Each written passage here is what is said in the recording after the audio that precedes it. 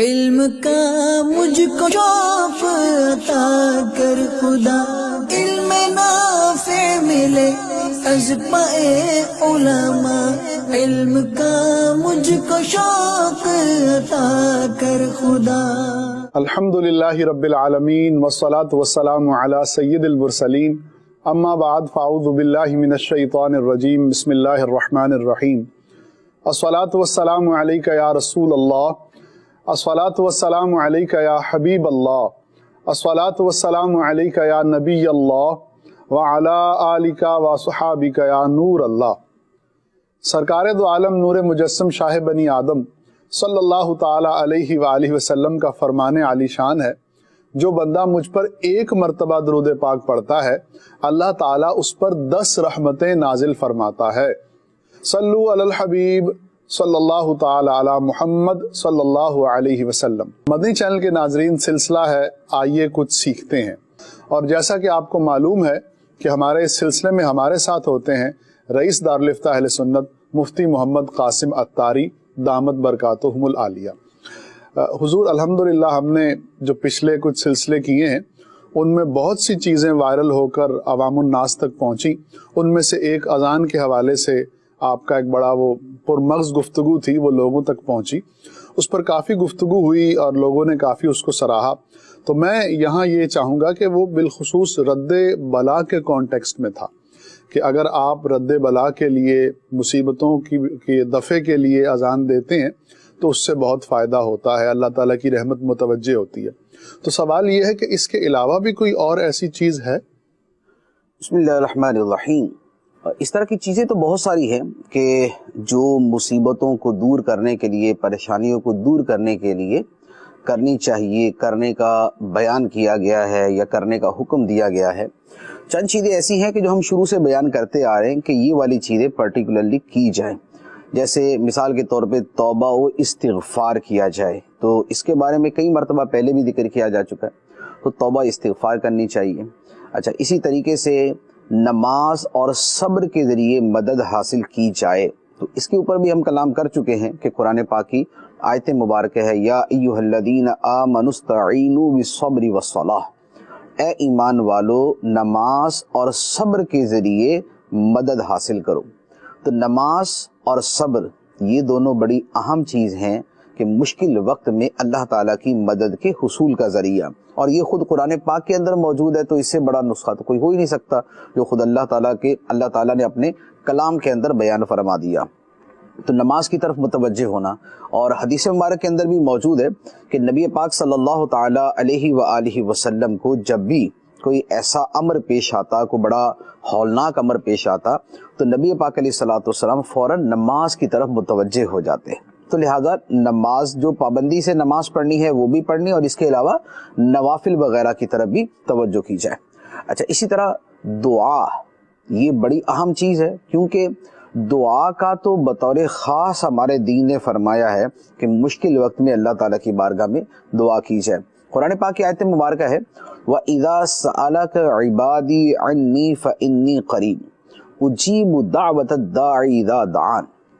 فرمایا، اور جب میرے بندے میرے بارے میں اے حبیب تم سے سوال کریں تو بے شک میں قریب ہوں، بے شک میں قریب ہوں، میں دعا کرنے والے کی پکار کا جواب دیتا ہوں جب وہ مجھ سے دعا کرتا ہے۔ تو جب بھی اللہ تعالیٰ سے دعا کی جائے، اللہ تعالیٰ ہماری پکار کا جواب دیتا ہے، وہ ہماری پکار کو سنتا ہے۔ تو دعا جو ہے یہ ایک بہت عظیم شے ہے ہر قسم کے معاملے کے اندر اللہ تعالیٰ کی مدد طلب کرنے کے لیے۔ تو دعا جو ہے اس کو اپنا معمول بنانا چاہیے۔ جیسے قرآن پاک کے اندر ذکر کرنے کی کثرت کا فرمایا کہ کثرت سے ذکر الہی کرو، اسی طرح حدیث مبارک کے اندر کثرت سے دعا کرنے کا فرمایا گیا ہے کہ کثرت سے دعا کیا کرو۔ دعا کو مومن کا ہتھیار قرار دیا، جیسے دشمن کے مقابلے میں ہتھیار استعمال کیا جاتا ہے، اسی طریقے سے جو مصیبتیں ہیں، پریشانیاں ہیں، ان کے مقابلے میں اللہ تعالیٰ نے ہمیں ہتھیار جو عطا فرمایا ہے وہ دعا کی صورت میں عطا فرمایا، تو لہذا دعا کو معمول بنانا چاہیے۔ اچھا، پھر دعا جو ہے یہ ایسی خوبصورت چیز ہے کہ اور ایسا عظیم کام ہے کہ یہ انبیاء علیہ الصلوۃ والسلام کی سنت رہی، اور دفع بلا کے اندر دعا کا بہت بڑا دخل ہے۔ آپ نے ایک حدیث سنی ہوگی، بخاری شریف کی حدیث ہے، نبی پاک صلی اللہ علیہ وآلہ وسلم نے پچھلے زمانے کے کچھ لوگوں کے بارے میں بیان فرمایا کہ 3 آدمی تھے، وہ سفر پہ نکلے ہوئے تھے، بہت تیز بارش ہوئی تو بارش سے بچنے کے لیے ایک غار میں چلے گئے۔ اب ہوا یہ کہ آندھی طوفان سے ایک پتھر لڑک کے جو ہے وہ غار کے دھانے پہ آ گیا، اس کے منہ پہ آ گیا، غار بند ہو گیا۔ اب ان تینوں آدمیوں نے دعا کی، ہر بندے نے اپنی نیکی کا وسیلہ اللہ کی بارگاہ میں پیش کیا کہ اے اللہ میں نے فلاں نیکی کی تھی اور خاص تیری رضا کے لیے کی تھی، اگر وہ نیکی تیری بارگاہ میں قبول ہے تو ہمیں اس مصیبت سے نجات عطا فرما۔ تو ہر ایک کی دعا سے تھوڑا تھوڑا پتھر ہٹتا گیا، اور تیسرے کی دعا سے وہ پتھر ہٹا اور ان کے باہر نکلنے کا راستہ بن گیا۔ یہ بخاری شریف کی روایت۔ تو دعا جو ہے یہ وہاں کام آ جاتی ہے کہ جہاں بندے کا گمان نہیں ہوتا کہ یہاں ہوگا کیا، اس مصیبت سے نکلیں گے کیسے، جیسے آج کل کے حالات میں سب کو پڑی ہوئی ہے نکلیں گے کیسے اس مصیبت سے، تو دعا ہے، دعا انشاءاللہ ایسے ہی اس مصیبت سے نکال دے گی جیسے غار کے 3 قیدیوں کو قید سے باہر نکال دیا تھا۔ تو دعا جو ہے یہ بڑی اہم چیز ہے۔ اچھا، اسی طریقے سے اگر ہم قرآن پاک کا مطالعہ کریں تو انبیاء علیہ الصلوۃ والسلام کے معمولات کے اندر بھی آپ کو دعا بڑی کثرت کے ساتھ ملے گی، خاص طور پہ پریشانی میں، تکلیف میں، بیماری میں، مصیبت میں۔ حضرت ایوب علیہ الصلوۃ والسلام کا واقعہ قرآن پاک کے اندر موجود ہے کہ ایوب علیہ الصلوۃ والسلام کو بیماری آ پہنچی، اور اس بیماری نے آپ کو تکلیف دی اور بڑے لمبے عرصے تک تکلیف دی، اور لوگ آپ کو چھوڑ کے چلے گئے۔ تو اس حالت کے اندر آپ نے اپنے رب کی بارگاہ میں کیا عرض کیا؟ انی مسنی الضر وانت ارحم الراحمین، کہ میرے رب مجھے تکلیف پہنچی ہے، مجھے تکلیف پہنچی ہے اور تو سب سے بڑھ کر رحم کرنے والا ہے۔ تو آپ نے جب یہ دعا کی تو الحمدللہ اس کے بعد پھر آپ کی وہ مصیبت دور ہو گئی۔ اللہ تعالیٰ نے فرمایا اس زمین پہ اپنا پاؤں مارو، ارکض برجلک ھذا مغتسل بارد وشراب، یہاں پر اپنا پاؤں مارو تو یہ چشمہ جاری ہو گیا، اور چشمہ جو ہے وہ نہانے کا اور پینے کا اور ٹھنڈا اور شیریں اور بڑا خوبصورت چشمہ تھا۔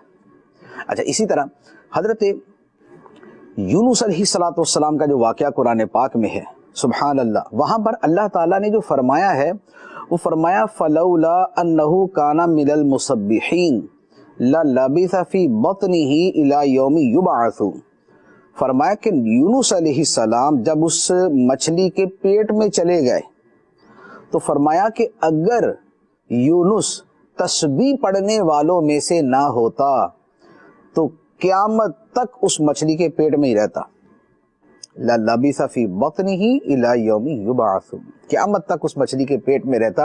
لیکن تسبیح پڑھی تو تسبیح پڑھنے کی برکت سے کیا ہوا؟ اللہ تعالیٰ فرماتا ہے کہ ہم نے اسے نجات عطا فرما دی۔ کیا تھا وہ؟ دوسری جگہ سورۃ الانبیاء میں فرمایا فنادى فی الظلمات، تاریکیوں میں خدا کو پکارا، تاریکیوں میں خدا کو پکارا، اور کیا پکارا؟ لا الہ الا انت سبحانک انی کنت من الظالمین، تیرے سوا کوئی معبود نہیں، تو پاک ہے، بے شک میں ہی اپنی جان پہ زیادتی کرنے والوں میں سے ہوں۔ تو جب آپ نے یہ دعا کی تو اللہ تعالیٰ فرماتا ہے کہ ہم نے اس کی پکار کو سنا، یونس کی پکار کو سنا، اور اسے غم سے نجات عطا فرمائی، وَنَجَّيْنَاهُ مِنَ الْغَمِّ، اور ہم نے یونس کو غم سے نجات عطا فرما دی، اور فرمایا وَكَذَلِكَ نُنْجِي الْمُؤْمِنِينَ، اور ایسے ہی ہم مومنوں کو نجات عطا فرماتے ہیں۔ تو یہ جو تسبیح ہے، یہ آیت کریمہ جسے کہا جاتا ہے لا الہ الا انت سبحانک انی کنت من الظالمین، یہ بہت پیاری تسبیح ہے کہ جس پہ اللہ تعالیٰ نے باقاعدہ قرآن کے اندر بیان فرمایا کہ اس کی برکت سے حضرت یونس علیہ السلام کو اس غم سے، پریشانی سے نجات عطا فرمائی، اور مومنوں کو بھی ہم ایسے ہی نجات عطا فرمائیں۔ تو مومن پڑھے، آیت کریمہ پڑھے، قرآن کی آیت ہے، تسبیح کی نیت سے پڑھے، اللہ کی جو ہے وہ توحید بیان کرنے کی نیت سے پڑھے، تو انشاءاللہ عز و جل اس سے مصیبتوں سے نجات ملے گی۔ تو یہ دعا کرنا جو ہے یہ مصیبتوں کو دور کرنے میں ایک بڑا اہم جو ہے وہ فیکٹر ہے، ایک عنصر ہے۔ اچھا پھر دعائیں جو ہے وہ دعائیں بہت ساری ہیں، جیسے ایک تو میں نے یہی عرض کیا لا الہ الا انت سبحانک انی کنت من الظالمین۔ بیسیکلی اس کے اندر دعا کے الفاظ نہیں ہیں۔ بعض لوگ کہتے ہیں کہ یار بھائی آپ نے کہا کہ وہ فلاں شاید دعا ہے، اس میں دعا کے تو لفظ ہی نہیں ہے، کیونکہ دعا کے اندر تو کوئی مانگا جاتا ہے نا، یا اللہ مجھے یہ دے دے، یا اللہ مجھے یہ دے دے۔ تو یہ جو تسبیح ہے لا الہ الا انت سبحانک انی کنت من الظالمین، اس کے اندر الفاظ نہیں ہیں باقاعدہ کہ کچھ مانگا گیا ہو، اس میں صرف اتنا فرمایا گیا کہ تیرے سوا کوئی معبود نہیں، تو پاک ہے، میں زیادتی کرنے والوں میں سے ہوں، بس۔ اب لیکن چونکہ خدا کو پکارا، خدا کا نام لیا، خدا کا ذکر کیا، تو الٹیمیٹلی اس کے پیچھے یہی تھا کہ اس میں خدا سے مدد مانگی جا رہی ہے۔ تو جیسے ہم نے پچھلی مرتبہ بھی ذکر کیا تھا نا کہ اذان جو ہے وہ کیا ہے؟ اللہ کا ذکر ہے، اللہ اکبر اللہ اکبر اللہ اکبر اللہ اکبر، اس آخر میں لا الہ الا اللہ۔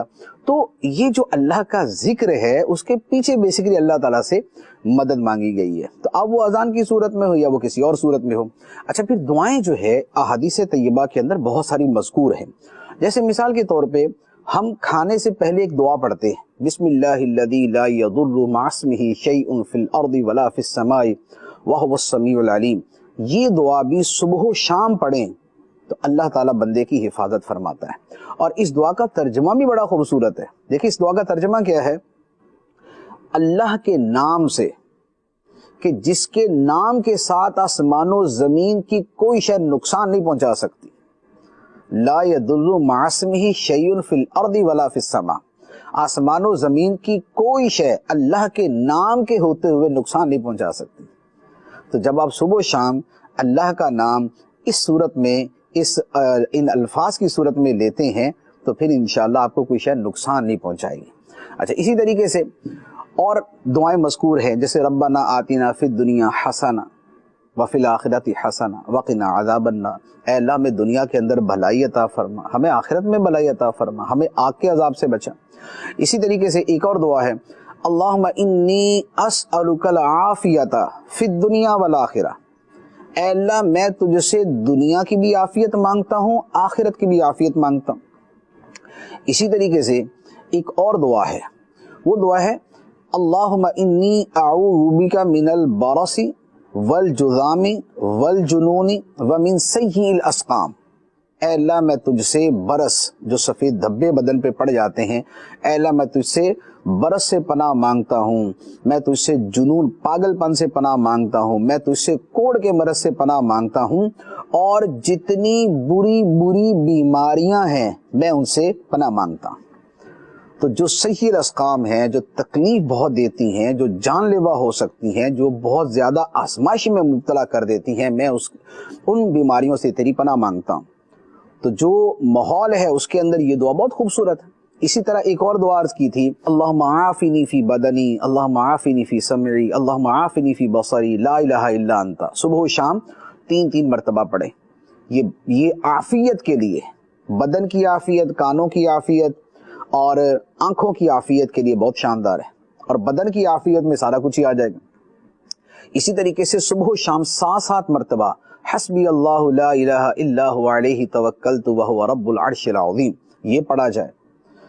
تو جو بھی اس طرح کے اوراد و وظائف اور معمولات ہیں ان کو شامل زندگی کیا جائے۔ اچھا اسی طرح مطلق تسبیح پڑھنا، جیسے ویسے تو وہ حضرت یونس علیہ السلام کی نسبت سے نا لا الہ الا انت سبحانک انی کنت من الظالمین، لیکن اللہ تعالیٰ نے ان کی مصیبت دور کرنے کے حوالے سے جو الفاظ بیان فرمائے وہ کیا ہے؟ فَلَوْلَا أَنَّهُ كَانَ مِنَ الْمُسَبِّحِينَ، تو اگر وہ تسبیح پڑھنے والوں میں سے نہ ہوتے، اگر وہ تسبیح پڑھنے والوں میں سے نہ ہوتے، تو اس کا مطلب یہ ہوا کہ مطلق تسبیح اور اللہ کا ذکر جو ہے یہ ہونا چاہیے۔ اب وہ یہ جو اوراد و وظائف میں نے عرض کیے ہیں، خواہ وہ ان کی صورت میں ہو اور یا وہ اس کے علاوہ کوئی اور تسبیح ہو، کوئی اور تکبیر ہو، کوئی اور اللہ تعالیٰ کی حمد کا بیان ہو، کوئی آدمی تسبیح لے کے بیٹھ جائے سبحان اللہ پڑھتا رہے، الحمدللہ پڑھتا رہے، وہ ویسے بھی افضل الدعاء الحمدللہ ہے، اللہ اکبر پڑھتا رہے یہ بھی، اور اسی طریقے سے جیسے اذان ہے تو اذان کے اندر بھی اللہ اکبر ہے. تو یہ سارے اوراد و وظائف جو ہے یہ انشاءاللہ فائدہ دینے والے ہیں. جی اچھا مفتی صاحب، تو آپ نے اگر میں خلاصہ کروں تو توبہ، استغفار، نماز سے مدد لینا، پھر دعا کے ضمن میں مختلف تسبیحات ہیں، آیت کریمہ کا ورد ہے، تو گویا کہ اذان اور پھر یہ تمام چیزیں جو ہیں آپ نے بیان فرمائی ہیں مصیبتوں کو دور کرنے کے لیے. اب یہاں پر سوال یہ ہے کہ اگر ایک طرف اذان ہو اور دوسری طرف یہ ساری چیزیں ہوں تو ان میں سے بہتر کیا ہے؟ اذان بہتر ہے یا یہ چیزیں بہتر ہیں؟ دیکھیں عرض یہ ہے کہ یہ جو اذکار ہوتے ہیں نا جی اس میں یہ تقابل نہیں کیا جاتا ہے. ٹھیک ہے. فی نفسی ہی مسئلے کے اعتبار سے تو یہ کہا جا سکتا ہے کہ جو شے قرآن میں ہے وہ سب سے افضل ہوگی. ٹھیک ہے. ٹھیک ہے. قرآن میں دعا ہے، استغفار ہے، تسبیح ہے، اللہ کا ذکر ہے. تو اب نفل کسی بھی وقت پڑھ لیں، تسبیح کسی بھی وقت کر لیں، ذکر الہی کسی بھی وقت کر لیں، اور دعا کسی بھی وقت کر لیں. ٹھیک. اور دعا میں کوئی تخصیص نہیں ہے کہ حدیث میں اگر یہ آ گیا اللہم انی اسألک العافیۃ فی الدنیا والآخرہ، ٹھیک. اگر حدیث میں یہ آ گیا اللہم عافنی فی بدنی اللہم عافنی فی سمعی، تو یہی پڑھنا ضروری ہے. اگر حدیث میں یہ آ گیا اللہم انی اعوذ بک من البرص والجنون والجذام ومن سیء الاسقام، تو کیا ان کے علاوہ کوئی دعا پڑھ سکتے ہیں یا نہیں؟ کوئی ہم اردو کے اندر مانگ سکتے ہیں کہ یا اللہ کورونا سے نجات عطا فرما؟ جی جی. تو کیوں مانگ سکتے ہیں؟ حدیثوں میں تو دعائیں مخصوص ہیں، تو جو حدیث میں آ گیا اسے تو ایک لفظ ادھر ادھر نہیں ہٹنا چاہیے. اگر یہ اصول ہو تو پھر تو جو حدیثوں میں آ گیا اس کے علاوہ کچھ بھی نہ مانگا جائے. جی. تو بندہ پھنسا کہیں ہو، دعا وہی مانگے کہ یا اللہ غار سے پتھر ہٹا دے. جی. وہ پھنسا ہوا کنویں کے اندر ہے، وہ وہاں دعا مانگ رہے یا اللہ غار سے پتھر ہٹا دے. تو بھائی جیسی ہی صورتحال ہوگی اس کے مطابق دعا مانگی جائے گی. تو الفاظ اصل پیچھے شریعت کا مقصود کیا ہوتا ہے؟ خدا کو پکارنا، خدا کو یاد کرنا، خدا کا ذکر کرنا، پیچھے مقصود ہی ہوتا ہے. تو اب وہ خدا کا ذکر کرنا وہ خواہ ان الفاظ کے ذریعے ہو جو بطور خاص بتائے گئے یا اس سے ہٹ کر ہو، دونوں سے مقصد حاصل ہو جاتا ہے. افضلیت اپنی جگہ ہوتی، لیکن افضلیت کا یہ مطلب نہیں ہوتا کہ آپ افضل کے علاوہ کچھ نہ کریں. مثال کے طور پہ سب سے افضل درود کون سا ہے؟ درود ابراہیم. درود ابراہیم. جی. لیکن جب نبی پاک علیہ الصلوۃ والسلام کا آپ نام لیتے ہیں تو کیا ہر مرتبہ نام مبارک کے ساتھ درود ابراہیمی پڑھتے ہیں آپ؟ نہیں. صلی اللہ علیہ وسلم پڑھتے ہیں نا، علیہ الصلوۃ والسلام پڑھتے ہیں، علیہ افضل الصلوۃ والسلام پڑھتے ہیں. یہ جو الفاظ ہیں یہ حدیث میں تو نہیں آئے. جی. یہ نبی پاک علیہ السلام نے نہیں سکھائے ہوئے صلی اللہ علیہ وسلم کے الفاظ. تو کیوں پڑھتے ہیں؟ حدیث میں تو درود ابراہیمی آیا، تو جب بھی آپ نام مبارک لیں تو آپ درود ابراہیمی پڑھا کریں. لیکن دنیا میں کوئی بھی ایسا نہیں کرتا. نمبر 1. نمبر 2، آپ جب دعا مانگتے ہیں تو حدیث مبارک میں فرمایا افضل الدعاء الحمدللہ، سب سے بہترین دعا کیا ہے؟ الحمدللہ. جی. تو کیا آپ صرف یہی دعا مانگتے ہیں یا اور بھی زندگی میں دعائیں مانگتے ہیں؟ بہت سی دعائیں مانگتے ہیں نا. ٹھیک ہے. اب کسی کا باپ فوت ہو گیا اور آپ اس کی جو ہے نا تعزیت کے لیے جائیں اور جا کے بولے کہ آپ کے باپ کی وفات کے اوپر میں سب سے افضل دعائی مانگوں گا الحمدللہ الحمدللہ الحمدللہ، تو آپ بتائیے کیا ہوگا وہاں پر؟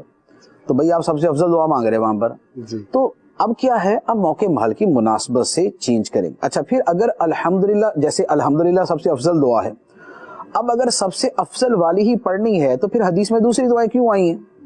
جب نبی پاک علیہ السلام نے فرما دیا سب سے افضل دعا الحمدللہ ہے، تو پھر خود حدیث کے اندر ہی جو غیر افضل ہے وہ دعائیں کیوں آ گئیں؟ اس کا مطلب یہ ہوا کہ افضل ہونا اپنی جگہ ہوتا ہے، لیکن اس کے علاوہ جو دعائیں ہوتی ہیں وہ بھی مانگی جاتی ہیں. ٹھیک ہے. اچھا سب سے افضل ذکر کون سا ہے؟ لا الہ الا اللہ. افضل الذکر لا الہ الا اللہ، سب سے افضل ذکر ہے لا الہ الا اللہ. تو اس کے علاوہ کوئی ذکر کرنا چاہیے یا نہیں کرنا چاہیے؟ جی بالکل کرنا چاہیے. کیوں کرنا چاہیے؟ جب سب سے افضل ذکر لا الہ الا اللہ ہے جی. تو سب سے افضل کے ہوتے ہوئے آپ دوسرے اذکار کیوں کرتے ہیں؟ اور خود حدیث کے اندر ہی دوسرے اذکار کیوں ذکر کر دیے گئے؟ اس کا مطلب یہ ہوا افضل ذکر کے ہوتے ہوئے آپ دوسرے اذکار کرتے ہیں، افضل دعا کے ہوتے ہوئے آپ دوسری جو ہے نا وہ دعائیں مانگتے ہیں. اچھا سب سے افضل عبادت کون سی ہے؟ نماز. تو سب سے افضل عبادت نماز ہے، تو نفل نماز جو ہے اس کے ہوتے ہوئے پھر دیگر جو نفلی عبادتیں وہ کیوں کی جاتی ہیں؟ عبادت وہی کریں. اچھا اذکار کے اندر سب سے افضل ذکر جو ہے جیسے لا الہ الا اللہ تو دوسری طرف قرآن پاک ہے, تو بھائی قرآن پاک کے ہوتے ہوئے آپ دوسرے اذکار کیوں پڑھتے ہیں؟ تو جب ہر جگہ پہ آپ افضل کے ساتھ مفضول کا تقابل کر کے نہیں چل رہے, آپ جب دعائیں مانگتے ہیں تو آپ کہتے ہیں بھی ادھر یہ افضل والی بھی پڑھ لو دوسری بھی پڑھ لو, جب ذکر کی باری آتی کہتے ہیں افضل والا بھی کر لو دوسرے بھی کر لو, جب عبادت کی باری آتی آپ کہتے ہیں افضل عبادت بھی کر لو دوسری عبادت بھی کر لو. تو جب ہر جگہ پر افضل اور مفضول یہ دونوں کو ملا کے چل رہے ہیں تو پھر صرف اسی خاص جو ہے وہ ذکر الہی کے معاملے کے اندر اور دعا کے اندر ہی یہ والی جو ہے نا وہ بار بار تکرار کیوں کہ جب حدیثوں میں وہ چیز آ گئی ہے تو آپ اس سے ہٹ کے کو ذکر دوسرا کیوں کرتے ہیں اور وہی والا کرے اور اسی پہ فہم رہے. تو یہ کوئی اصول نہیں ہے, بیسیکلی یہ کوئی اصول نہیں ہے کہ آپ اسی کے اوپر جو ہے نا وہ بالکل جم جائیں ڈٹ جائیں اور بس جو ہے نا وہ کٹنا مرنا شروع کر دے اس کے اوپر. بھائی اللہ تعالیٰ کو یاد کرے یار, اللہ تعالیٰ کو یاد کرنے کا وقت ہے, اس وقت کے اندر بھی جو ہے نا وہ اگر اسی طرح کے کاموں میں لگے رہے تو پھر اللہ ہی حافظ ہے. جی دعا سے ریلیٹڈ ایک سوال ہے مفتی صاحب, وہ کہتے ہیں کہ کیا دعا کے لیے یہ ضروری ہے کہ وہ دل سے مانگی جائے تبھی قبول ہوگی؟ دیکھیے دعا کے اندر بہت ساری چیزیں ہوتی ہیں, بعض اوقات کوئی وقت کوئی لمحہ ایسا ہوتا ہے کہ جس میں جو دعا مانگی جائے وہ قبول ہو جاتی ہے, حدیث مبارک کے اندر موجود ہے. تو اب بعض اوقات تو یہ ہے کہ بندے نے دعا مانگی اس وقت میں کہ جو وقت قبولیت دعا کا وقت ہے, تو اگرچہ وہ دل سے نہیں نکلی لیکن پھر بھی قبول ہو جاتی ہے. لیکن موسٹلی قبولیت دعا کی شرائط میں سے یہ بیان کیا گیا, اور شرائط سے مراد حقیقی شرط نہیں ہے کہ نہ پائی گئی تو اصل کام ہی نہیں ہوگا, مراد یہ ہوتا ہے کہ اس میں بہت زیادہ معاون شے یہ ہے, وہ یہ ہے کہ غافل دل کی دعا قبول نہیں ہوتی. حدیث مبارک کے اندر ہے کہ قلب لاہی جو غفلت میں ڈوبا ہوا دل ہے اس کی دعا قبول نہیں ہوتی. تو لہذا دعا کے آداب میں سے یہ ہے کہ from the core of your heart, کہ from the core of your heart اپنے دل کی گہرائیوں سے دعا مانگی جائے. اذان ہی کی ضمن میں تھوڑا سا اور میں چلنا چاہوں گا. صاحب آپ نے دلائل دیے ہیں اذان کے, لوگوں کی ترجمانی میں کر رہا ہوں, کچھ لوگ اس طرح کہتے ہیں, آپ نے جو بھی گفتگو فرمائی تھی وہ دلائل کہلاتے ہیں, آپ نے دلائل دیے تھے, لیکن ابھی بھی ثبوت باقی ہے, تو اذان کا ثبوت کہاں پر ہے؟ دیکھیں عرض یہ ہے کہ شرعی احکام جو ہوتے ہیں ان کے لیے دلیل چاہیے ہوتی ہے. دلیل کسی خاص زمانے میں پائے جانے کا ثبوت نہیں چاہیے ہوتا, ٹھیک ہے, ورنہ ہمارے دین کا اتنا بڑا حصہ سائیڈ میں ہو جائے گا. اب میں آپ کو مثالیں عرض کرتا ہوں. نبی پاک علیہ الصلوۃ والسلام کے زمانے میں قرآن پاک ایک جگہ پہ جمع نہیں تھا, ٹھیک, ایک جگہ پہ قرآن پاک جمع نہیں تھا, یہ بعد میں جمع کیا گیا. دلیل کے اعتبار سے تو درست ہے کہ زمانہ صدیق اکبر میں جمع کیا, لیکن زمانہ نبوی میں اس کا ثبوت نہیں. جی ٹھیک ہے, نمبر 1. نمبر 2, حضرت عمر فاروق رضی اللہ تعالیٰ عنہ نے تراویح کی نماز کو باجماعت شروع کروایا. زمانہ نبوی میں مستقل عمل کے طور پہ اس کا ثبوت نہیں ہے, لیکن دلیل اس کی ہے کہ اس کی جماعت کروائی جا سکتی. اذان جمعے کے اندر ہم جمعے کے اندر ہم 2 اذانیں دیتے ہیں. تو جمعے کے اندر ایک اذان ہوا کرتی تھی, دوسری اذان جو ہے یہ سیدنا عثمان غنی رضی اللہ تعالیٰ عنہ نے شروع کی. تو یہ جو دوسری اذان ہے اس کی دلیل ہے کہ خلیفہ راشد نے اس کو شروع کیا, لیکن زمانہ نبوی میں اس کا ثبوت نہیں. اچھا, قرآن پاک پر جو ہم اعراب پڑھتے ہیں تو یہ زمانہ خلفاء راشدین میں اعراب نہیں ہوتے تھے, یہ حجاج بن یوسف نے لگوائے. دلیل اس کے جواز کی موجود ہے, لیکن خلفاء راشدین کے زمانے میں ثبوت نہیں. اسی طریقے سے مسجدوں کے جو محراب ہوتے ہیں جس میں امام کھڑا ہوتا ہے, یہ جو محراب بنائے جاتے ہیں یہ خلیفہ ولید بن عبد الملک کے زمانے کے اندر بنے, یہ اس سے پہلے نہیں ہوتے تھے. تو پہلے اس کا ثبوت نہیں تھا, لیکن دلیل کے اعتبار سے یہ جائز ہے. آج کل جو پختہ مسجدیں بنائی جاتی ہیں اور مزین کیا جاتا ہے اور بڑی خوبصورت آرائش اس کے اوپر کی جاتی ہے, جیسے مسجد نبوی شریف بھی ہے, مسجد حرام شریف بھی ہے, یہ زمانہ رسالت میں نہیں تھا, یہ زمانہ صحابہ میں نہیں تھا, یہ زمانہ صحابہ کے بعد زمانہ تابعین کے اندر بھی اس طرح کی آرائش نہیں تھی, یہ بعد میں ہوئی ساری. تو اس کا ثبوت نہیں ہے, لیکن اس کی دلیل موجود ہے کہ مسجدوں کی تعظیم ہے. تو لہذا اصول یہ ہے کہ اشیاء کے اندر اس کے جواز کی دلیل دیکھی جاتی ہے، اس کا کسی زمانے میں ثابت ہونا نہیں دیکھا جاتا۔ اسی لیے نبی پاک صلی اللہ تعالی علیہ وسلم نے فرمایا من سن فی الاسلام سنتا حسنتا فلہ اجرہ واجر من عمل بها فلہ اجرها واجر من عمل بها من غیر ان ينقص من اجورهم شیء۔ فرمایا کہ جس نے اسلام میں اچھا طریقہ ایجاد کیا اسے طریقہ ایجاد کرنے کا ثواب، اور جو عمل کریں گے ان کا بھی ثواب ملے گا بغیر اس کے کہ عمل کرنے والوں کے اجر میں کچھ کمی ہو۔ تو لہذا ان چیزوں کو اس انداز کے اندر لینا چاہیے۔ جی اچھا مصعب، یہ جو اذانیں تھیں ابھی تک یہ لوگوں نے گھروں کی چھتوں پر انفرادی طور پر دی ہیں، تو اب سوال یہ ہے ذہن میں کہ یہی جو اذان ہے پریشانی کو دور کرنے کے لیے، مصیبت کو دور کرنے کے لیے، کیا یہ اذان لاؤڈ سپیکر پر دی جا سکتی ہے؟ دیکھیے یہ اذان ہے تکلیف کو دور کرنے کے لیے، ٹھیک ہے، لوگوں کو تکلیف میں ڈالنے کے لیے نہیں ہے، ٹھیک ہے، صحیح ہے۔ لہٰذا یہ ضروری ہے کہ اس میں یہ خیال رکھا جائے کہ اذان کی وجہ سے لوگ پریشانی کا شکار نہ ہوں۔ تو اب لاؤڈ سپیکر کے اوپر اگر اذان دیں گے اور بیک وقت جو ہے وہ رات جو ہے نا وہ رات کے 10 بجے کے جو نارملی اذان کا عادی ٹائم ہے کہ جس وقت لوگ سننے کے عادی ہیں، تو جو عادت ہوتی ہے اس میں اس کو جو ہے نا وہ قبول کر لیا جاتا ہے، لیکن اس سے ہٹ کر یک دم اگر اسپیکروں پہ اذان دیں گے اور وہ بھی پورے جوش و جذبے کے ساتھ دیں گے تو اچھی خاصی آبادی اس کی وجہ سے تکلیف میں آ جاتی ہے۔ لہذا لاؤڈ سپیکر پر اذان نہ دی جائے، اس کے بغیر اذان دی جائے، اس کا خیال کرنا چاہیے۔ لوگوں کو تکلیف سے بچانا بھی بڑا اہم ہوتا ہے۔ اچھا یہ تو ہے یہ جو ابھی بلا دور کرنے کے لیے، مصیبت دور کرنے کے لیے اذان کی بات ہے۔ میں اس سے ہٹ کر بھی عرض کروں گا کہ مسجدوں کے لاؤڈ سپیکر سے لوگوں کو تکلیف نہیں ہونی چاہیے، یہ بڑی اہم بات ہے۔ لاؤڈ سپیکر سے اذان دی جاتی ہے یا اس پر اور کچھ پڑھا جاتا ہے تو اس کی وجہ سے لوگ تکلیف میں نہیں ہونے چاہیے۔ مسجدوں کے لاؤڈ سپیکر کی آواز اتنی ہو کہ جتنی اس علاقے والوں کے لیے کافی ہے، کیونکہ قریب قریب مسجدیں ہیں، تو جہاں تک اس مسجد کے نمازی ہیں وہاں تک اذان چلی جائے، اور وہ بھی نارملی چلی جائے۔ کان پھاڑ آواز ہی پہنچانا یہ ضروری نہیں، یہ درستی نہیں ہے، یہ جائز ہی نہیں ہے۔ تو لاؤڈ سپیکروں کی آواز جو ہے وہ تھوڑی سی کم ہونی چاہیے۔ نمبر 1 اس کی تعداد کم ہونی چاہیے، نمبر اس کا والیوم ذرا کم ہونا چاہیے، اور تیسرا جو اذان دینے والا ہے وہ جذبہ فلاں سے سرشار ہو کے اذان نہ دے، وہ اذان ہی دے۔ تو لوگوں کو تکلیف سے بچانا چاہیے۔ بعض جگہوں پہ مسجدوں کے پڑوسی اس قدر تکلیف میں ہوتے ہیں مسجد کے سپیکر کی وجہ سے کہ الامان والحفیظ۔ کیوں؟ اس لیے کہ جو اذان دینے والا ہے وہ تو اندر حجرے کے اندر ہے، اس کو تو پتہ ہی نہیں کہ اوپر سے کیا فیض لٹا رہا ہے، لیکن جو پاس پڑوس کے لوگ ہیں، بچے ہیں، وہ بیچارے گھبراتے پریشان ہوتے ہیں، اور اتنی تیز آواز۔ تو یہ بہت بہت اہم مسئلہ ہے کہ مسجدوں کے سپیکر نارملی بھی صرف اتنے رکھے جائیں کہ جس سے مقصد پورا ہو جائے، لوگ پریشان نہ ہوں۔ میں نے بعض ایسی جگہ دیکھی ہیں، کیا میں عرض کروں کہ مسجد 1 کلومیٹر دور ہے، وہ اللہ کے بندوں نے وہاں سے تار لا کے 1 کلومیٹر دور لا کے رکھی ہوئی ہے۔ آپ ان کو سمجھانے جائیں تو وہ شاید گلے پڑ جائیں کہ بھائی آپ کے نمازی جہاں تک آتے ہیں تو وہ ہوتا کیا ہے کہ وہ عام طور پہ بھائی اذان کے ذریعے اور بھی بہت سارے مقاصد حاصل کرنا۔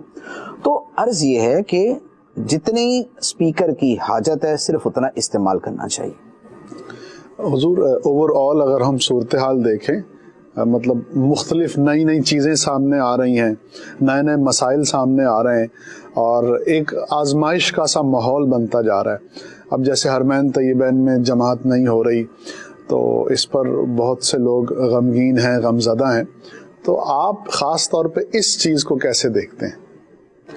دیکھیں مدینہ طیبہ اور حرم شریف کا خالی ہونا یہ مسلمانوں کے لیے بلا شک و شبہ ایک یوں کہہ لیں کہ بڑی سیڈنس ہے، ایک غم کی صورت ہے، اور بہت بڑی تعداد ہے جو واقعتاً اس کے اوپر جو ہے بڑی ایک غم کی کیفیت میں۔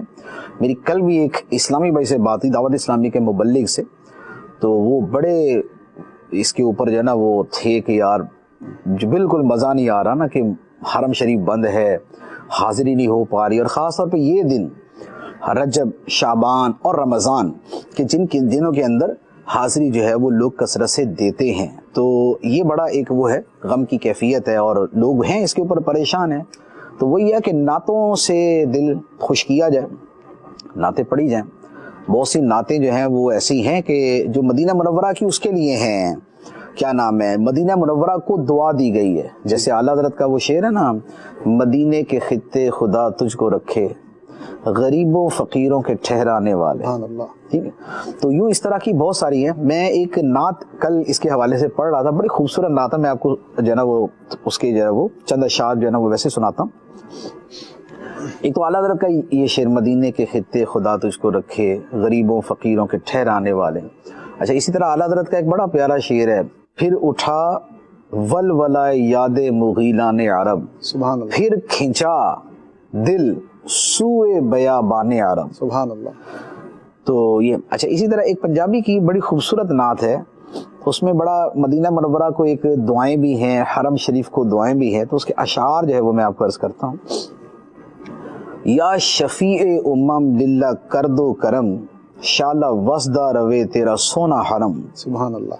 ہم غلاموں کا رکھنا خدارا بھرم، شالہ وسدہ روے تیرا سونا حرم. منتشر ہیں خیالات کی وادیاں، لٹ گیا ہے سکون والی دو جہاں. دور ہو جائیں غم یا شہ محترم، شالہ وسدہ روے تیرا سونا حرم. تیری چوکھٹ کے منگتے ہیں جائیں کہاں، اپنی رحمت سے بھر دیجئے جھولیاں. ہم ہیں امیدوار کرم ہو کرم، شالہ وسدہ روے تیرا سونا حرم. تیری یادوں سے معمور سینہ رہے، سامنے میرے تیرا مدینہ رہے. در پہ بیٹھا رہوں لے کے میں چشم نم، شالہ وسدہ روے تیرا سونا حرم. کس کو جا کر کہیں تاجدار حرم، گھیرا ڈالا ہوا ہے زمانے کے غم. رحم فرما دے اب تیری امت ہے ہم، شالہ وسدہ روے تیرا سونا حرم. میرے ہاتھوں میں کاسا ہے امید کا، ہوں بھکاری شہا میں تیری دید کا. میں گدائے حرم تو نبی محترم، شالہ وسدہ روے تیرا سونا حرم. یا نبی اپنی الفت کی سوغات دے، اپنی شایان شام مجھ کو خیرات دے. اس سے مطلب نہیں کہ سوا ہو یا کم، شالہ وسدہ روے تیرا سونا حرم. چھوڑ کر تیرا در کیوں پھروں در بدر، ہاں تیرے گھر سے اچھا نہیں کوئی گھر. ہو تمہیں میرا دین اور میرا دھرم، شالہ وسدہ روے تیرا سونا حرم. تو یہ ایسے ہی مواقع کے اوپر جو اشعار پڑھیں، بہت خوبصورت جذبات ہیں. اور ایک ویسے شعر آپ کو سنا دیتے. جی جی پلیز. وہ مدینہ جو کونین کا تاج ہے، جس کا دیدار مومن کی معراج ہے. زندگی میں خدایا ہر مسلمان کو وہ مدینہ دکھا دے تو کیا بات ہے. سبحان اللہ، ماشاء اللہ مفتی صاحب، مزہ آ گیا، الحمدللہ لحسانی. حضور ایک سوال ہے، وسیم عباس صاحب ہیں کروڑ لال ایسن سے. وہ یہ پوچھتے ہیں کہ نماز میں جماعت میں یعنی مقتدیوں میں فاصلہ رکھ کے جماعت کا اہتمام کرنا، تو یہ کیسا ہے؟ دیکھیے، فاصلہ دو طرح ہے. ایک تو فاصلہ ویسے ہی ہوتا ہے کہ ایک صف آگے ہوتی ہے ایک پیچھے ہوتی ہے، ٹھیک ہے. اس کو اگر جو ہے وہ معمولی سا کم زیادہ کرنا ہو تو وہ کر سکتے ہیں.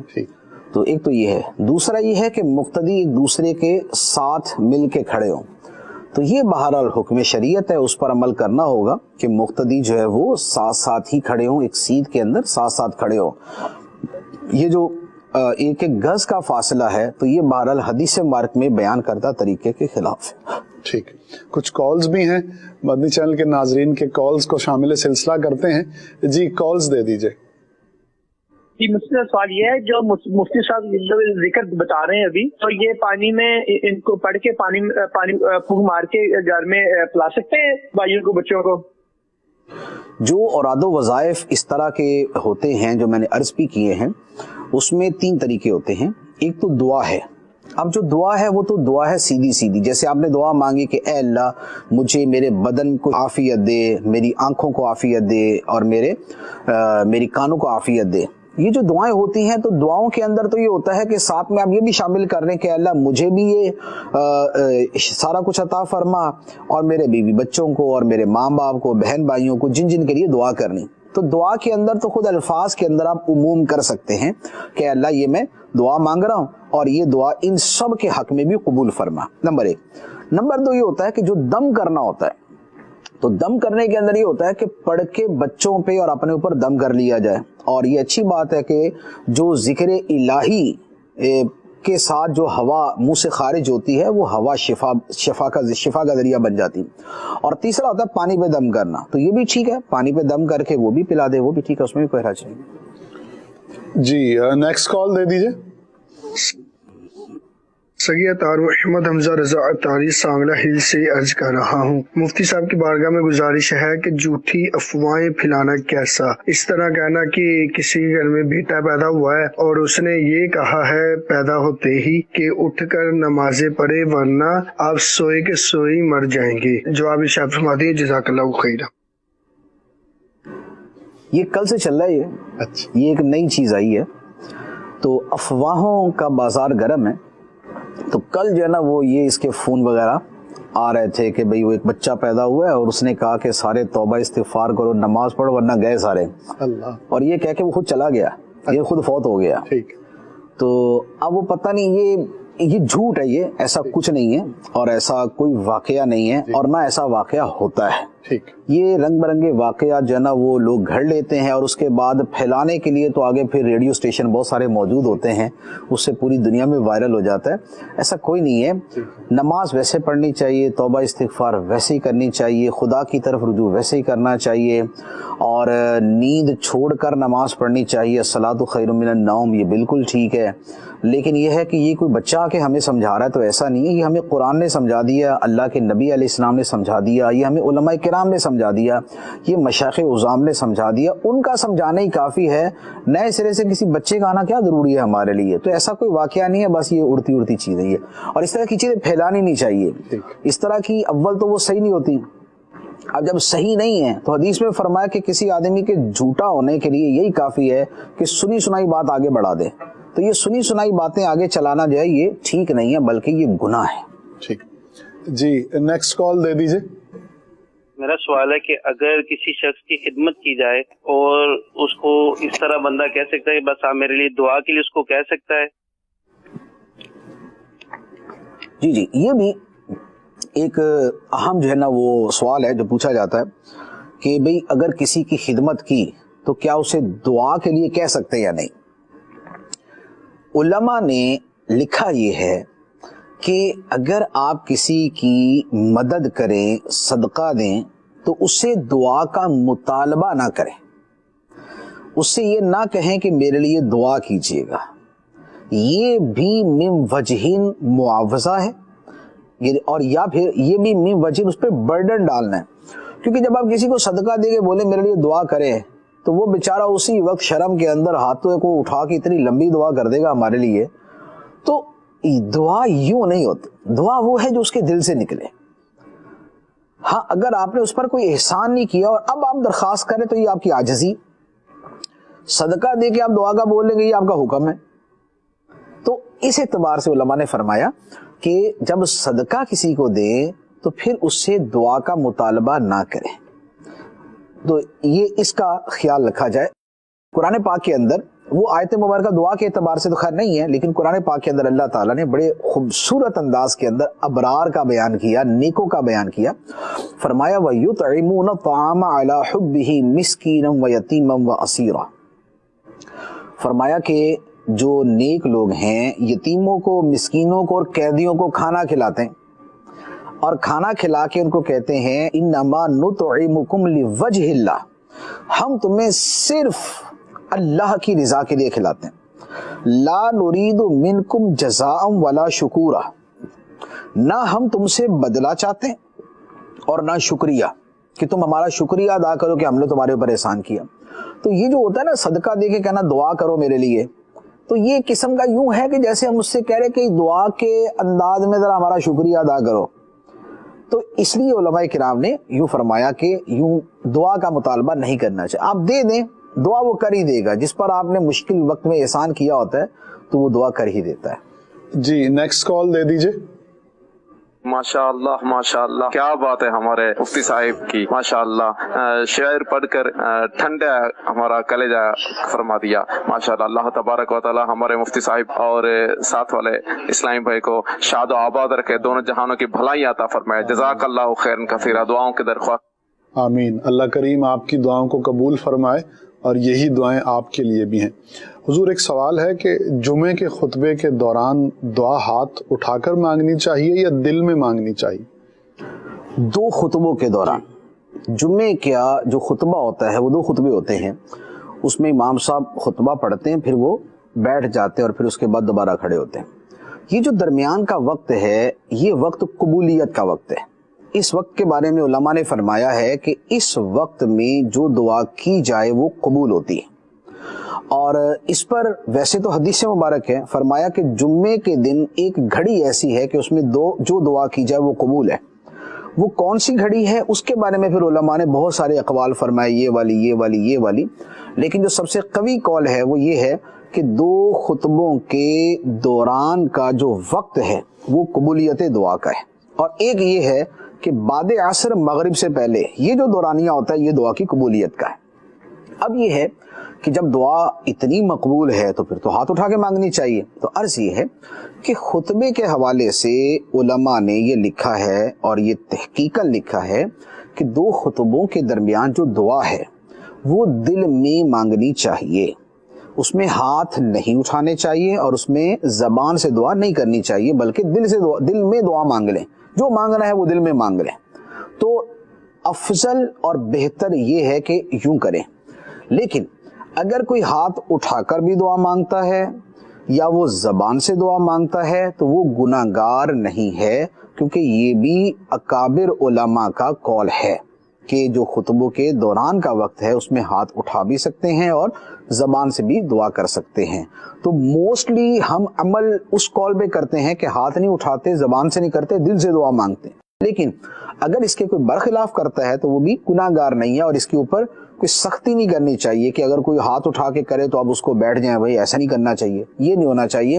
بڑے بڑے علماء, اکابر علماء کا یہ معمول رہا ہے کہ ان کے سامنے جمعے کے اندر خطبوں کے دوران لوگ ہاتھ اٹھا کے دعا بھی مانگتے تھے تو وہ ان کو منع نہیں کرتے تھے. اعلیٰ حضرت علیہ رحمہ نے اپنے والد گرامی مولانا نقی علی خان علیہ رحمہ کے حوالے سے بیان فرمایا کہ میرے والد ماجد کے سامنے لوگ خطبے کے دوران ہاتھ اٹھا کے دعا مانگتے تھے, وہ نکیر نہیں فرماتے تھے, منع نہیں فرماتے تھے, تو لہذا اس پر شدت نہیں کرنی چاہیے. جی مفتی صاحب نے بہت خوبصورت بات جو ہے وہ ارشاد فرمائی اس سے پہلے کہ لوگوں کی جو ہے وہ مدد کرنی چاہیے, لیکن پھر ان سے دعا کا تقاضا نہیں کرنا چاہیے. ہر ایک اپنی کیفیت کے مطابق جب اس پر وقت آتا ہے وہ دعا کرتا ہے, اور اگر وہ دعا نہ بھی کرے, ایک کہنے کی بات ہے, لیکن اللہ تو دیکھ رہا ہے, وہ تو دیکھ رہا ہے کہ آپ نے کس نیت کے ساتھ اس کی رضا چاہتے ہوئے اس کی مدد کی ہے, تو پھر اللہ کی جو رحمت ہے وہ ضرور شامل حال ہوتی ہے. آج کل کے دور میں مفتی صاحب ماشاءاللہ امتی ایک دوسرے امتی کے درد کا احساس کرتے ہوئے راشن, لنگر, دامے در میں سخنے جیسے بھی ہو سکتا ہے لوگوں کے ساتھ تعاون کر رہے ہیں. لیکن اس میں کبھی کبھار یہ صورتحال پیش آ جاتی ہے کہ جس سے سامنے والے کی عزت نفس جو ہے وہ مجروح ہوتی نظر آتی ہے. اگر ایسا ہو تو اس کا کیا حل ہے؟ دیکھیں یہ تو ایک بڑی خوبصورت چیز ہے, اور یہ کئی مرتبہ تاریخ میں اور ماضی قریب کی تاریخ میں ہمارے سامنے آ چکی ہے کہ الحمدللہ کہ اگر کبھی کوئی مشکل کا وقت آتا ہے تو مسلمان ایک دوسرے کی مدد کے لیے بہت جلد سامنے آتے ہیں, کیونکہ اللہ تعالیٰ نے قرآن میں فرمایا انما المؤمنون اخوہ, مومن آپس میں بھائی بھائی ہیں. اسی طرح ایک حدیث مبارک میں فرمایا کہ دین خیر خواہی کا نام ہے. اسی طرح حدیث مبارک میں فرمایا کہ مسلمان جو ہیں وہ ایک جسد واحد کی طرح ہے, ایک عمارت کی طرح ہے, کل بنیان, ایک عمارت کی طرح ہے کہ جس کا ایک حصہ دوسرے حصے کو مضبوط کرتا ہے. اچھا اب ہوتا یہ ہے کہ چونکہ کچھ لوگوں کو علم دین نہیں ہوتا ان کے پاس، اور کچھ لوگوں کے پاس علم ہے تو عمل سے دوری ہوتی ہے، خوف خدا سے دوری ہوتی ہے. تو یہ جو مواقع ایک دوسرے کی مدد کرنے کے ہوتے ہیں، اس میں کئی غلطیوں کا ارتکاب کرتے ہیں. نمبر ایک تو یہ ہے کہ مدد کرنے کے اندر شرعی احکام کو سامنے رکھنا بڑا ضروری ہے. مثال کے طور پہ آپ دے رہے ہیں زکوٰۃ، آپ دے رہے صدقہ واجبہ. اب زکوٰۃ اور صدقہ واجبہ جو ہے یہ کسی سید کو نہیں دیا جا سکتا، یہ کسی بنی ہاشم کے فرد کو نہیں دیا جا سکتا، تو اس کا خیال رکھنا ضروری.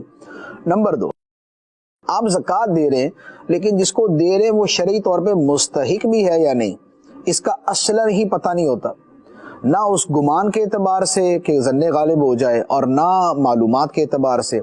تو اب زکوٰۃ صدقات واجبہ غیر مستحق کو دے دیا تو ثواب نہیں ملے گا، گناہ مل جائے گا.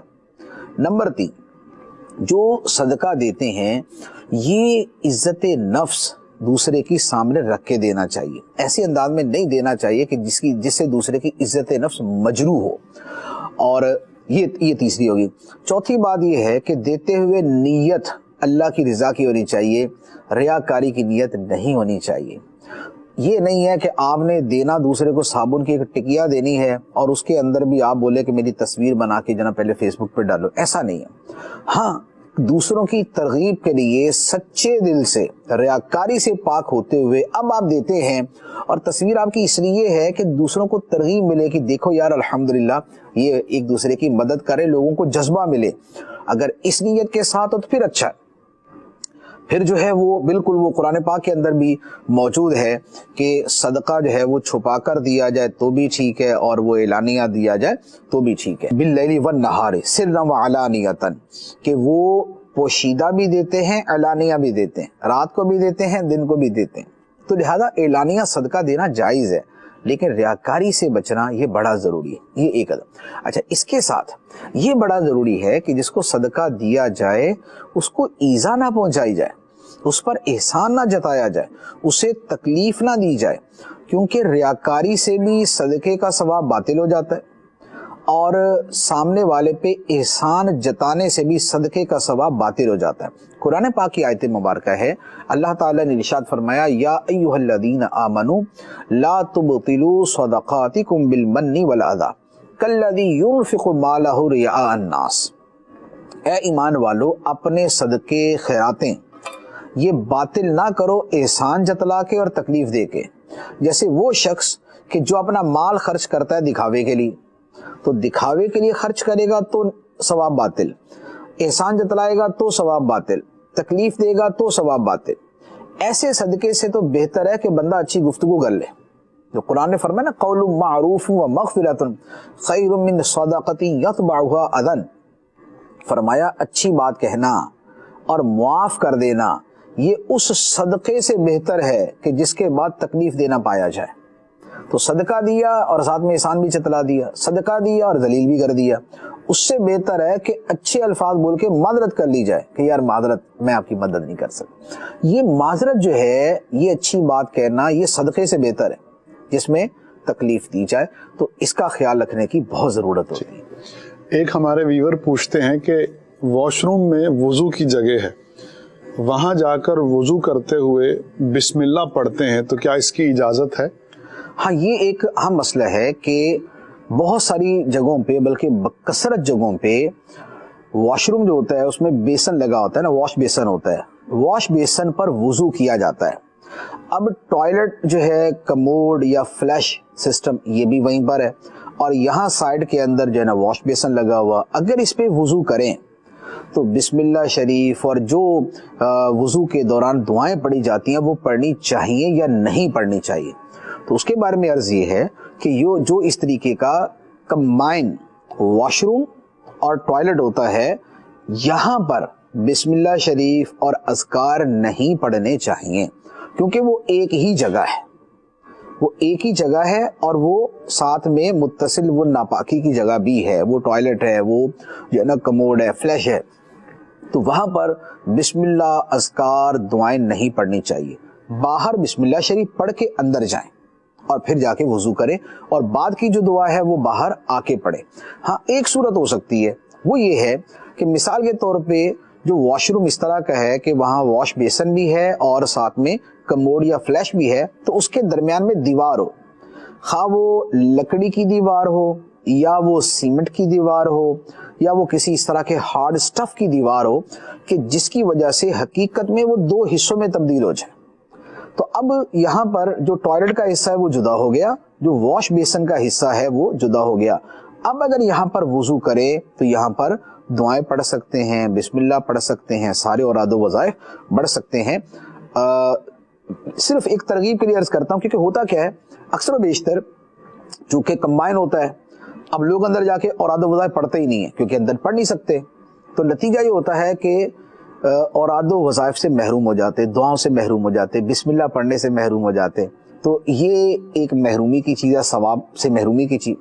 تو امیر اہل سنت نے کیا کیا کہ آپ نے جو آپ کا اس طرح واش روم ہے اس کو اسی طرح تقسیم کیا ہوا ہے کہ اس میں جو ٹوائلٹ کا حصہ ہے وہ جدا ہے اور وہاں پر پارٹیشن ہے، اور جو وضو کا ایریا ہے وہ جدا ہے اور وہاں پر وضو کیا جاتا ہے. تو یہ اور بھی میں نے اپنے دعوت اسلامی کے چند مبلغین کے یہاں دیکھا ہے اس طرح ہوتا ہے. تو یہ کیا ہے تاکہ دعائیں پڑھی جا سکے، بسم اللہ شریف پڑھی جا سکے، اوراد و وظائف پڑھی جا سکے. جی ایک اسلامی بھائی پوچھتے ہیں کہ میں نے ایک پلاٹ خریدا ہے اس نیت سے کہ میری 3 بیٹیاں ہیں، جب وہ بڑی ہو جائیں گی تو اس پلاٹ کو بیچ کر ان کی شادی کر دوں گا. سوال یہ ہے کہ کیا اس پلاٹ پر زکوٰۃ واجب ہے؟ جو پلاٹ اس نیت سے خریدا کہ اس کو مستقبل میں بیچوں گا اور بیچ کر اس کی رقم میں کسی بھی کام میں خرچ کروں گا، خواہ وہ بچیوں کی شادی ہے یا وہ کوئی اور کام ہے. جیسے 2 پلاٹ خریدے، اور ایک اس لیے کہ اس پہ مکان بناؤں گا، دوسرا اس لیے کہ یہ بیچ کر اس پہ پیسے لگاؤں گا. تو جو بیچنے کی نیت سے پلاٹ خریدا اس پر زکوٰۃ فرض ہے. ایک اسلامی بھائی پوچھتے ہیں کہ بچوں کو جماعت میں کھڑا کرنے کے بارے میں کیا حکم ہے، رہنمائی فرما دیں. بچوں کو جماعت میں کھڑا کرنے کے بارے میں پہلی بات تو یہ ہے کہ اتنے چھوٹے بچے نہ ہوں کہ جو نماز کی بجائے بقیہ کی نماز خراب کر دیں.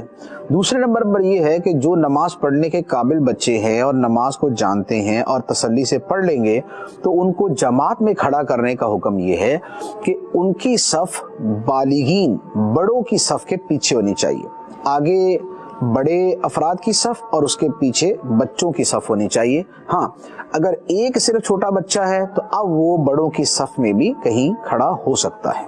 جی ایک اسلامی بہن سوال پوچھتی ہیں کہ ہمارے بڑے بوڑھوں میں رواج ہے کہ اگر کوئی مصیبت آتی ہے تو قرآن کریم کو لے کر کھڑے ہو جاتے ہیں اور اس کے نیچے سے گزرتے ہیں، تو اس بارے میں کیا حکم ہے؟ قرآن پاک کے نیچے سے گزرنے میں تو حرج نہیں ہے، کئی مواقع پہ کیا جاتا ہے. جیسے جب شادی ہوتی ہے تو دلہن کو جب گھر سے باہر نکالتے، دروازے سے وہ اپنے جو ہے نا وہ اپنے ماں باپ کے گھر سے باہر نکلتی ہے تو اس وقت بھی وہ قرآن پاک کے سائے میں اس کو باہر نکالتے ہیں. اچھا اسی طرح جب وہ دولہا کے گھر پہنچتی ہے تو وہاں پر بھی بعض اوقات ایسا ہوتا ہے کہ قرآن پاک اوپر کرتے ہیں اور اس کے سائے میں اس کو گزارتے ہیں. تو یہ قرآن پاک کی تعظیم ہے، یہ اسے محبت کا اظہار ہے، یہ اس کی برکتیں لینا ہے. قرآن پاک اللہ کی رحمتیں اترنے کا ذریعہ ہے، تو اگر یوں کیا جاتا ہے تو یہ ٹھیک ہے. اسی طرح مصیبت کے وقت میں اگر قرآن پاک اوپر کر کے اس کے نیچے سے گزرتے ہیں تو یہ بھی ٹھیک ہے، اس میں حرج نہیں. لیکن یہ یاد رکھیں کہ قرآن پاک کا جو اصل نزول کا مقصد ہے وہ اس کی تلاوت کرنا ہے، اس کو سمجھنا ہے اور اس پہ عمل کرنا ہے. تو بقیہ جو اعمال ہیں وہ اپنی جگہ کیے جائیں، لیکن اس کے ساتھ قرآن پاک کی جو تلاوت ہے وہ اس سے زیادہ مؤثر ہے تو وہ ضرور کی جائے. جی بالکل. مدنی چینل کے ناظرین، ہمیں مصیبت کے وقت میں قرآن کریم کی تلاوت سے جو ہے وہ غافل نہیں ہونا چاہیے، بلکہ کثرت سے قرآن کریم کی تلاوت کے ذریعے اللہ تعالیٰ کی رحمت اور اس کی مدد کو جو ہے وہ مانگنا چاہیے. سلسلے کا وقت جو ہے وہ ختم ہو رہا ہے، انشاءاللہ کل دوبارہ اسی وقت اسی سلسلے کے ساتھ ملیں گے. اللہ کریم ہمارا حامی و ناصر ہو. صلو علی الحبیب صلی اللہ تعالی علی محمد صلی اللہ علیہ وسلم. علم کا مجھ کو شوق عطا کر خدا، علم نافع ملے از پائے علماء. علم کا مجھ کو شوق عطا کر خدا.